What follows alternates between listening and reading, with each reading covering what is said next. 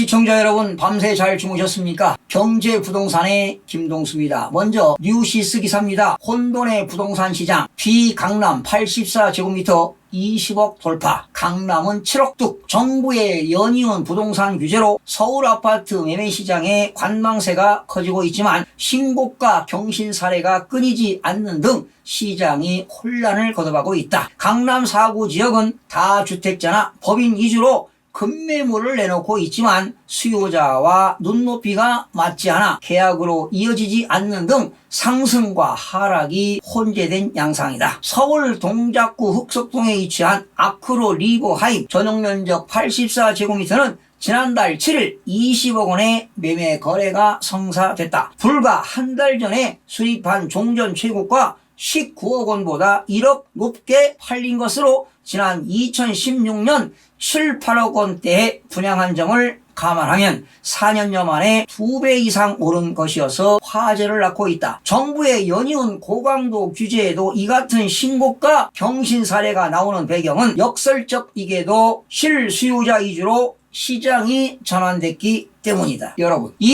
2016년도에 7, 8억 원에 분양한 아파트가 4년 만에 20억 원이 되었으니 이게 정상적인 가격으로 볼 수 있습니까? 바로 이런 것들이 거품이 아니고 뭐겠습니까? 사실 2배 이상 올랐습니다. 가격이 오르면은요, 당연히 소득도 올라야 되는데 소득은 제자리인 것이 바로 큰 문제입니다. 소득이 적으면은요, 20억 원 가는 아파트를 관리 유지하는데 제대로 할 수 있겠습니까?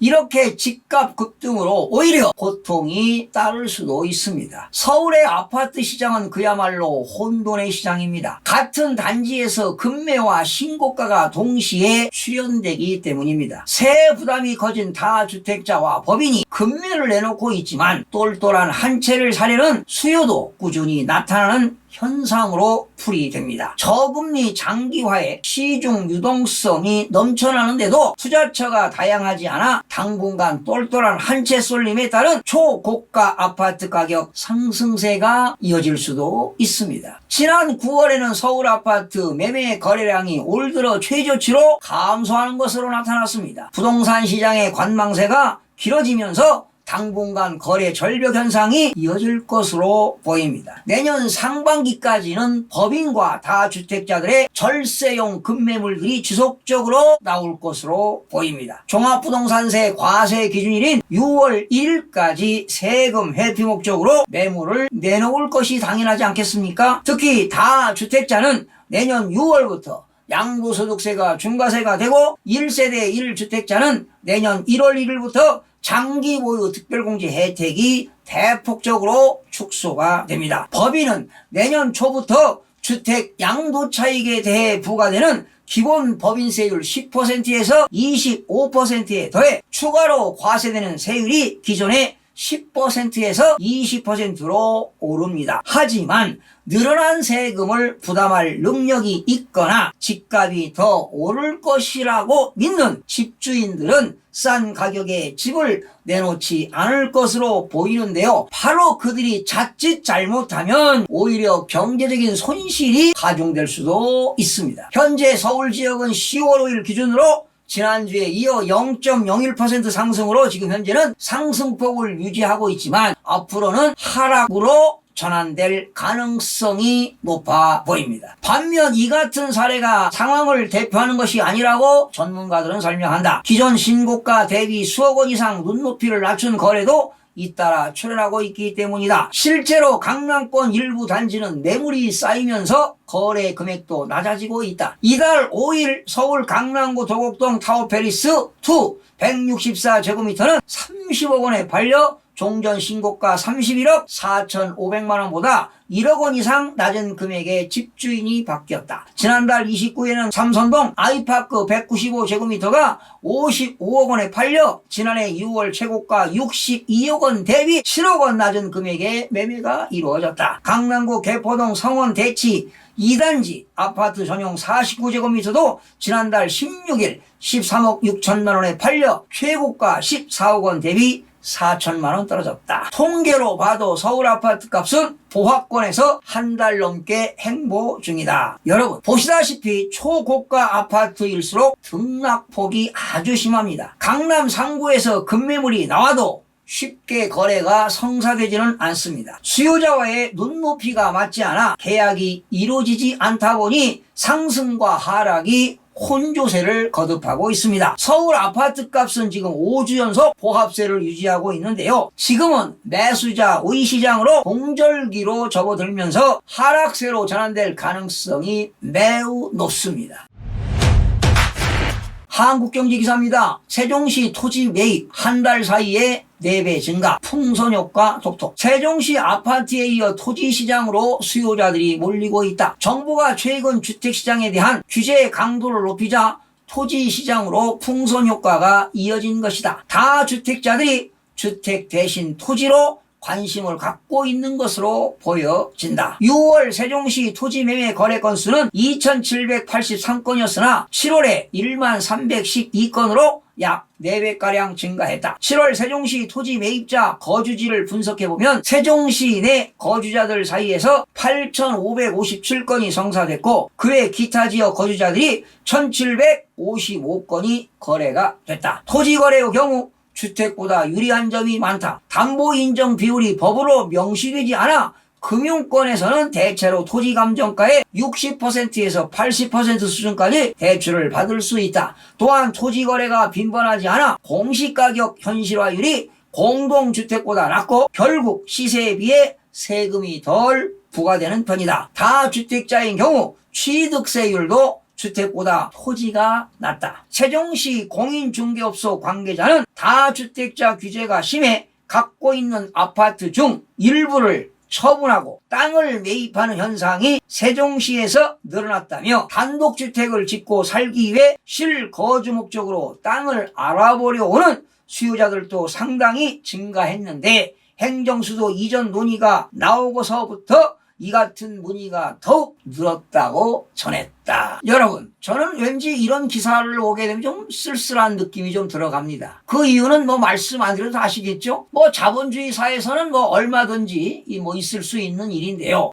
많은 사람들이 주식이든 부동산이든 투자를 일삼는 사람들은 시기와 장소를 가리지 않습니다. 투자하는 데는 다 분명한 이유가 있겠죠. 일반인보다 정보도 한 발 앞서가고 있고요. 특히 정치권의 이른바 세종천도론으로 토지시장이 지금 들썩이고 있습니다. 세종시 아파트 값은 올해 20% 이상 오르며 전국 1위를 차지했습니다. 토지 가격은 7월 기준 전월 대비 1.7%나 올랐습니다. 행정수도 이전이라는 초대형 호재의 프리미엄을 톡톡히 발휘하고 있는 것으로 보입니다. 국회 세종의사당 건립 소식까지 나오면서 세종시 지역 가치가 지금 극대화되고 있고 펄펄 끓고 있는 것 같습니다. 세종시 인구 증가와 소득 증가는 물론 지역 인프라 시설이 서울처럼 확충될 가능성이 높습니다. 청와대라든가 공무원, 군인, 국영기업체 근로자 및 교수와 학생, 금융인,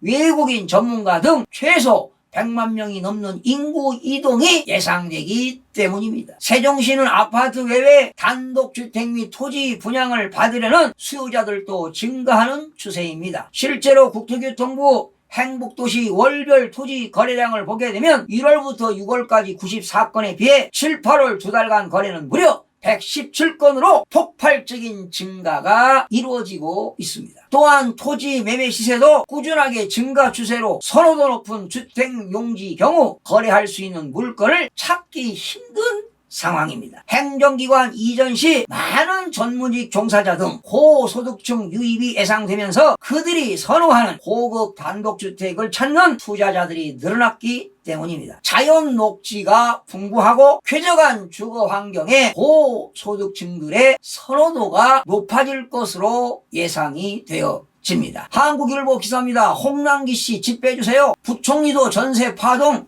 당사자 됐다. 홍남기 부총리 겸 기획재정부 장관이 주택임대차 보호법 개정의 영향으로 전국에 불고 있는 전세 파동의 당사자가 됐다. 홍 부총리는 현재 서울 마포구 전세를 얻어 살고 있는데 내년 1월 계약 만료를 앞두고 집주인이 실거주 의사를 밝혀 새 전셋집을 물색 중인 것으로 알려졌다. 서울 마포구 염리동에 있는 마포 레미안 푸르지오 아파트 84.86제곱미터에 전세로 살고 있다. 계약 시점은 지난해 1월이고 전세 보증금은 6억 3천만 원이었다. 특히 임대차법 개정 영향으로 전세 매물이 씨가 마르면서 홍 부총리가 같은 아파트 단지 내로 이사하기는 더 어렵게 됐다. 홍 부총리가 사는 아파트는 1000가구 가까운 대단지지만 현재 전세 매물은 7개 정도다. 여러분들도 아시다시피 전월세 상한제가 5% 이하와 계약갱신 청구권은 2년 플러스 2년이죠. 이러한 계약갱신 청구권을 규정한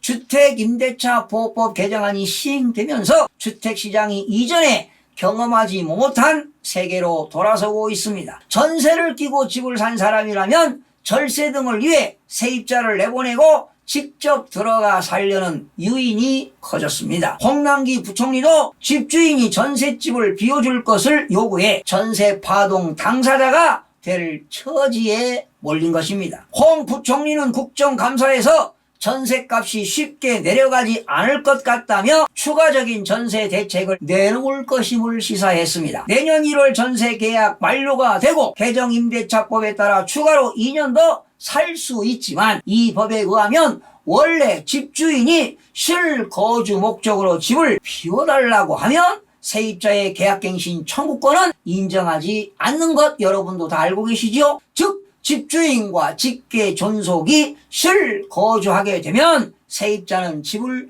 비워줘야 합니다. 새 전셋집을 알아봐야 할 처지가 됐지만 상황은 넉넉하지 않습니다. 무엇보다 정부의 전월세 상한제 등 임대차 3법 시행 이후 서울 시내 주요 아파트 단지에서 전세 매물 찾기란 매우 힘듭니다. 바로 씨가 말랐다는 증거 아니겠습니까? 새 임대차법 시행 이후 지난 8월부터 서울과 수도권에서 전세 매물이 급속히 줄기 시작했고 매물이 줄자 전세값도 천정부지로 치솟고 있습니다. 전세난을 직접 몸으로 겪게 된 홍 부총리는 이날 국감장에서 전세시장이 불안한 상황이며 당장 안정되기는 어려울 것이라고 실토했습니다. 전세 난민들을 위해 하루빨리 정부의 전세 파동 대책이 강구되어야 할 것입니다. 시청해주신 여러분 고맙습니다. 최선을 다하겠습니다. 마음이 드셨다면 구독,